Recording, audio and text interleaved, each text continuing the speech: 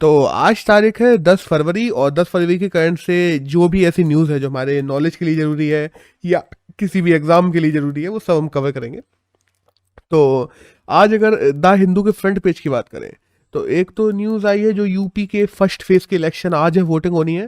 तो तकरीबन 58 सीट्स हैं जिनके लिए आज वोटिंग होनी है, और ज़्यादातर ये उस एरिया की हैं जहाँ पे किसान उपद्रव बहुत ज़्यादा चला था। तो यहाँ पे बीजेपी का मैंडेट पहले से कम रहने की आशंकाएं हैं। अब देखते हैं।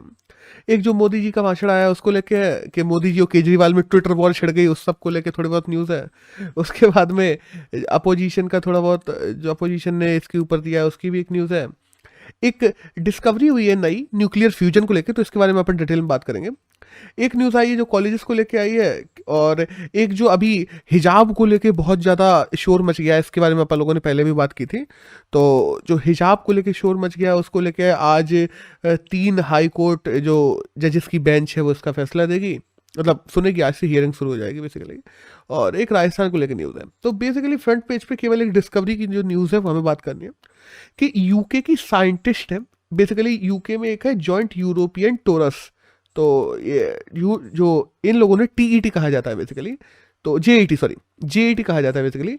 तो इन लोगों ने वहाँ पे न्यूक्लियर फ्यूजन एनर्जी को कैसे कंट्रोल करना है और कैसे लिमिट करना है, इसका तरीका निकाल लिया है।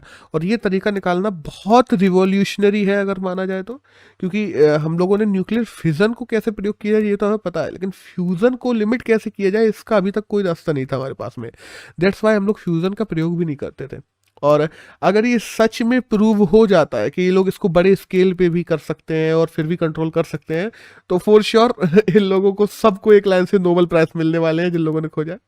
तो अगर हम लोग बात करें कि एक केजी अगर फ्यूजन फ्यूल की बात करें, तो वो तकरीबन 1 केजी कोल से 10 मिलियन टाइम्स ज़्यादा एनर्जी प्रोड्यूस करता है। तो हम लोग अंदाजा लगा सकते हैं कि 1 करोड़ ज़्यादा गुना एनर्जी प्रोड्यूस करता है कोल से। और फिर ग्रीन एनर्जी में तो पार्ट निभाता ही है, हम लोग जानते हैं। और बाय द वे ऐसे सेम काम हम लोग भी कर रहे हैं। जैसे आईटीआर है, आईटीआर के अंतर्गत 7 देश आते हैं, चाइना, इंडिया, यूरोप, जो यूरोपियन यूनियन है वो तो पूरा देश बहुत सारे हैं। तो European union, Japan, Russia, south Korea, USA, तो ये लोग भी काम कर रहे थे बट इनको सफलता नहीं मिली थी। बस यूके है जिसे सफलता मिल गई है। तो देखते हैं क्या होता है। एक नेक्स्ट न्यूज़ है वो आई है इसरो के बारे में, कि इसरो, हम देखते हैं पिछले साल तो इसरो काफ़ी शिथिल रहा था जस्ट बिकॉज ऑफ कोरोना, लेकिन इस साल अभी 14 फरवरी को वैलेंटाइंस डे पे अपनी पहली सैटेलाइट जो अर्थ ऑब्जर्वेशन सैटेलाइट 14 है, EOS 14, उसको लॉन्च करने वाला है PSLV C52 के द्वारा। PSLV basically satellite launch vehicles हैं, पोलर सैटेलाइट लॉन्च व्हीकल। ये दुनिया का सबसे सस्ता और सबसे ज़्यादा एक्यूरेट सैटेलाइट लॉन्च व्हीकल माना जाता है। और ये तकरीबन 1170 kg की सैटेलाइट है जिसको लेके जाएगा 14 फरवरी को। और बाय द वे 2 छोटी सैटेलाइट्स भी हैं जो उसके साथ में जा रही हैं। बेसिकली 3 सैटेलाइट्स जा रही हैं। एक तो EOS 14 हो गई, एक है इंस्पायर सेट 1 जो कि हमारे जो IISc बेंगलोर है उन लोगों ने बनाई है, बच्चों ने बनाई है बेसिकली। और एक है INS 2TD, ये दूसरे देश की सैटेलाइट है बेसिकली। तो ये 3 सैटेलाइट्स जा रही हैं। और बेसिकली अगर EOS 14 की बात करें जो सबसे मेन सैटेलाइट्स है जिसके लिए ये मिशन भेजा जा रहा है, तो वो वेदर हो गया, मैपिंग हो गया, और जो हम लोग के फार्मिंग वगैरह है इन सब के लिए काम में ली जाएगी। और हम लोग बात करें ना PSLV की, satellite launch, polar satellite launch vehicle की, तो इसको 1994 में बनाया गया था, तब से ही हमारी इसरो लगातार इसको काम में ले रही है। और लेकिन बस ये है कि ये बहुत ज़्यादा वजन लेके नहीं जा पाती, इसीलिए फिर हम लोगों ने GSLV बनाया था, जियो सिंक्रोनस सैटेलाइट लॉन्च व्हीकल। उसके बाद में GSLV MK2 बनाया था, फिर MK3 चल रहा है इस समय। सबसे जो हमारी बड़ी सैटेलाइट है इस समय, वो सबसे बड़ा जो हमारा लॉन्च व्हीकल है वो GSLV MK3 है बेसिकली। तो दैट्स ऑल। और बाय द वे हम पे SLV भी हैं, ASLV भी हैं, बहुत सारी और भी हैं सैटेलाइट लॉन्च व्हीकल। तो इसरो के पास में ये डाइवर्सिटी है ना, कि कितना पेलोड है उस हिसाब से हम लोग लॉन्च व्हीकल को लगा देंगे। इस वजह से इसरो अपनी बहुत ज़्यादा कॉस्ट कटिंग कर देता है। एक नेक्स्ट न्यूज़ है वो आई है Indian national centre for ocean info services के बारे में।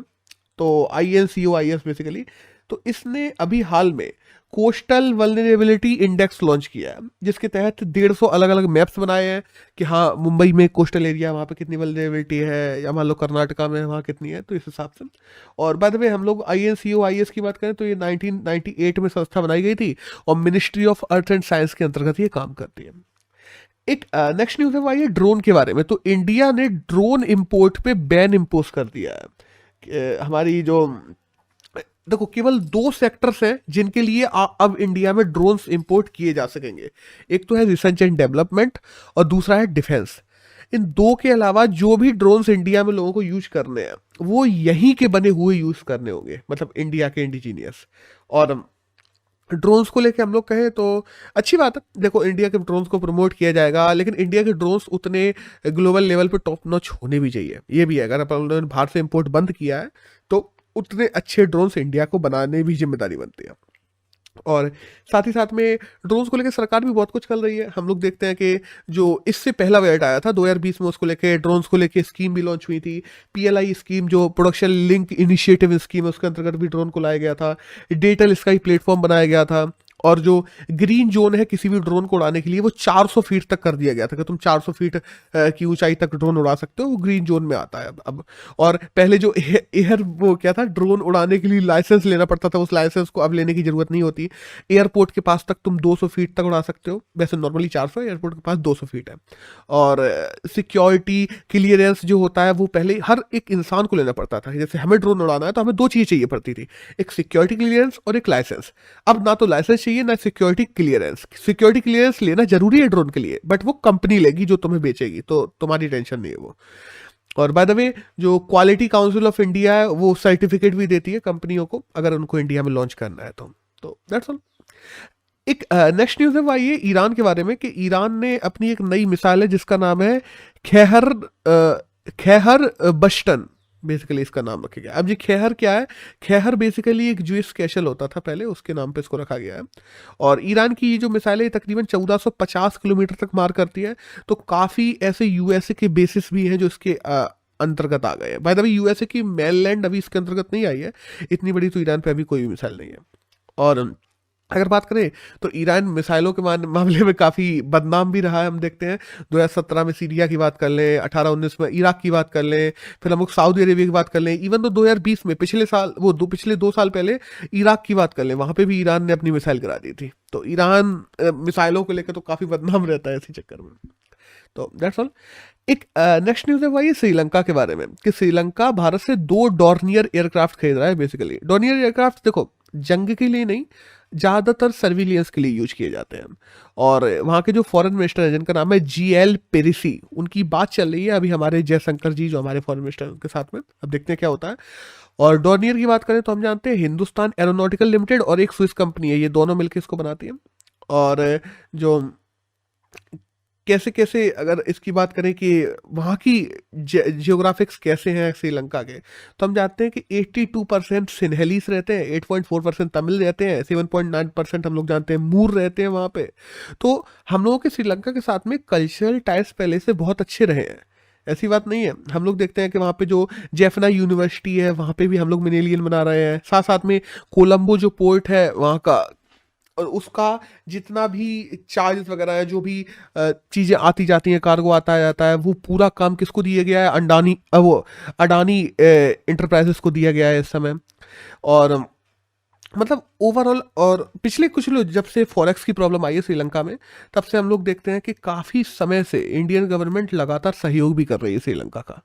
और अगर हिस्ट्री की बात करें ना, हिस्ट्री में भी हमारे काफ़ी अच्छे टाइस रहे हैं। अशोक ने, हम देखते हैं उनके लड़के थे महिंद्रा और संघमित्रा, उनको बौद्ध धर्म का प्रचार करने के लिए वहाँ पे भेजा था। फिर पाल वंश का शासन भी रहा है बीच में। उसके बाद में हम लोग देखते हैं कि जो महेंद्रकूट आए थे उनका भी शासन रहा था वहाँ पे। तो बहुत अच्छे कल्चरल और रिलीजन टाइस रहे हैं। हाँ, वो बात अलग है कि बाद में ब्रिटिशर्स आए, तो ब्रिटिशर्स के जाने के बाद में यूएसए ने एक तरीके से श्रीलंका को अपना बेस बना लिया था इंडिया पे नजर रखने के लिए। तो काफी दिन तक वो बना रहा, लेकिन बाद में श्रीलंका को समझ में आ गया, तो फिर इंडिया और श्रीलंका की तरफ से रिश्ते काफी अच्छे हैं। तो दैट्स ऑल। एक नेक्स्ट न्यूज है वो आई है नापतोल और सेंसोडाइन के बारे में। नापतोल के एड सब लोगों ने देखे होंगे टीवी पे, एकदम ऐसे चिल्लाते हैं कि जैसे जाने क्या ही, मतलब अभी सब कुछ खत्म हो जाएगा एकदम। मतलब एड्स अनइथिकल होते हैं बेसिकली। जिस तरीके से वो चीज़ों को बेचते हैं, जिस तरीके से लोगों को ब्रेन वॉश करते हैं, कई बार लोग पैनिक में चीज़ें खरीद लेते हैं, उनको चाहिए नहीं होती।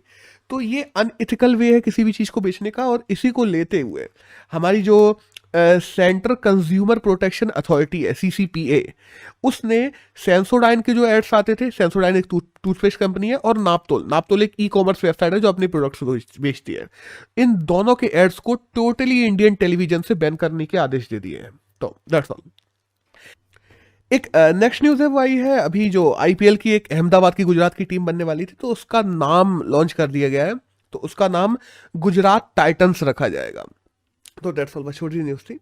और एक नेक्स्ट न्यूज़ है वो आई है सेक्शन 498 ए को लेके। अब देखो, पहले मैं बता दूं आईपीसी सेक्शन 498 ए होता क्या है। ये बेसिकली आता है डोमेस्टिक वायलेंस के अंतर्गत, कि महिलाओं के खिलाफ जो भी इनके इन लॉस वगैरह हैं, उनके द्वारा जो भी क्रूएल्टी की जा रही है और जो भी वायलेंस किया जा रहा है, उन सब को लेके हम देखते हैं कि आईपीसी के अंतर्गत ये 1983 में जोड़ा गया था और तब से ही ये चलता आ रहा है। लेकिन अभी जो डाटा निकल के आया है उसमें ये दिख रहा है कि इसके अंतर्गत फेक केसेस बहुत ज़्यादा होने लगे हैं। सोचो, इसके अंतर्गत डोमेस्टिक वायलेंस के अंतर्गत कन्विक्शन जो रेट है ना, वो केवल 2 से 4% रह गई है एवरेजली। तो सोचो, 96% केसेस जो डोमेस्टिक वायलेंस के रजिस्टर होते हैं वो कभी होते ही नहीं है। और साथ ही साथ में इसीलिए ना काफी लोग इसका गलत उपयोग भी करने लगते हैं। इवन दो एक्ट्स ऐसे हैं जिनका इंडिया में बहुत गलत यूज होता है, एक तो यूएपीए है और एक डोमेस्टिक वायलेंस एक्ट है, और साथ साथ में एक आईटी एक्ट है। ये 3 एक्ट्स इंडिया में ऐसे हैं जिनकी कन्विक्शन रेट्स मुश्किल से 5-10% है, लेकिन इतना ज्यादा उनको गलत यूज किया जाता है, लोग अपने फायदे के लिए यूज करते हैं कि बहुत ज्यादा। तो दैट्स ऑल, बस यही एक न्यूज़ थी, तो मैंने सोचा कवर कर लें। मतलब हमें बेसिकली पता होना चाहिए कि जो सेक्शन 498 ए है वो है क्या। और अगर महिलाओं के लेकर और भी जो एक्ट्स बने हुए हैं उनकी अगर हम लोग बात करते हैं, तो द डाउरी प्रोहिबिशन एक्ट 1961 में आया था, जो डाउरी के खिलाफ बना हुआ एक्ट है। फिर the independence indecent representation of women's act आया था 1986 में। उसके बाद में the commission of sati prevention act आया था 1987 में। उसके बाद में protection of women from democratic violence, वो डोमेस्टिक वायलेंस एक्ट 1988 में भी आया था, उसका अमेंडमेंट किया गया था 2005 में, तो इस समय 2005 वाला चल रहा है। और the sexual harassment of women at work place, जिसको हम लोग विशाखा गाइडलाइंस बोलते हैं, विशाखा गाइडलाइंस से ये बहुत ज़्यादा फेमस हुआ था, sexual harassment of women at work place. तो ये एक्ट 2013 में आया था, और ये एक्ट तो सबसे अच्छे एक्ट्स में से एक माना जाता है, क्योंकि वर्क प्लेस में वुमेन्स का बहुत हरेसमेंट होता था, और 2013 तक उसको लेके कोई रूल्स रेगुलेशंस थे ही नहीं। और इसके बाद में हम देखते हैं कि 2013 में ही एक एक्ट और आया था, the criminal law amendment act, जिसके अंतर्गत बाद में महिलाओं की जो लॉस वगैरह है उनको भी क्रिमिनल लॉस के अंतर्गत डाल दिए थे। जो बहुत सारी पहले अथॉरिटीज ऐसी थी जो महिलाओं को लेकर थी, उन पर पावर्स नहीं थी, इस लॉ के बाद में उनको पावर्स मिल गई थी। तो दैट्स ऑल, कुछ ऐसे एक्ट्स हैं जो इंपॉर्टेंट एक्ट्स हैं जो महिलाओं की तरफ लीनिंग है, महिलाओं को, जो शोषित महिलाएं हैं, जो वंचित महिलाएं हैं, उनके हितों की बात करते हैं। तो दैट्स ऑल। एक नेक्स्ट न्यूज़ है वो आई है सेंट्रल मीडिया अकॉर्डिएशन गाइडलाइंस के बारे में। अब ये क्या है बेसिकली, देखो, हमारा जो सेंट्रल प्रोसेसिंग एक्रेडिटेशन कमेटी है, ये एक बनाई जाएगी बेसिकली, और ये लोग क्या करेगी बेसिकली, इसके जो हेड होंगे वो पीआईबी, जो प्रेस इंफॉर्मेशन ब्यूरो है, उसके डायरेक्टर जनरल होंगे। और ये करेंगे क्या, कौन कौन से मीडिया जर्नल्स हैं जिनको गवर्नमेंटल, जब प्रेस कॉन्फ्रेंस होती है, हम लोगों ने देखा है कि जब हमारे मंत्रीगण करते हैं या प्रधानमंत्री करते हैं प्रेस कॉन्फ्रेंस वगैरह, प्रधानमंत्री तो नहीं करते हैं लेकिन ठीक है, एक बार तो की है कम से कम। तो उनमें जो प्रेस कॉन्फ्रेंस है उनमें कौन कौन से जर्नलिस्ट बैठेंगे, इसका तय करने के लिए एक अलॉटमेंट होता है। तो अभी तकरीबन 2500 ऐसे जर्नलिस्ट हैं जिनको एक्वार्डिएशन के अंतर्गत छूट मिली हुई है कि वो लोग इन प्रेस कॉन्फ्रेंस में आ सकते हैं। और इसी को लेके फिर से रिवाइज किया जा रहा है कि हाँ, कुछ ऐसे मीडिया पर्सनल्स हैं जिनको हटाना है, किसी को रखना है, तो इसके लिए रिवाइज के लिए ये दोबारा से किया जा रहा है। और इसको हम जानते हैं कि हमारे जो पीआईबी के डायरेक्टर जनरल है वो तय करते हैं कौन रहेगा कौन नहीं। तो दैट्स ऑल। एक नेक्स्ट न्यूज़ है वो ये हीट वेव्स के बारे में, बेसिकली मरीन हीट वेव। देखो, हम लोग जब मरीन की बात करते हैं तो केवल क्लाइमेट चेंज ही नहीं, हीट वेव्स भी बहुत बड़ी प्रॉब्लम बनती जा रही है।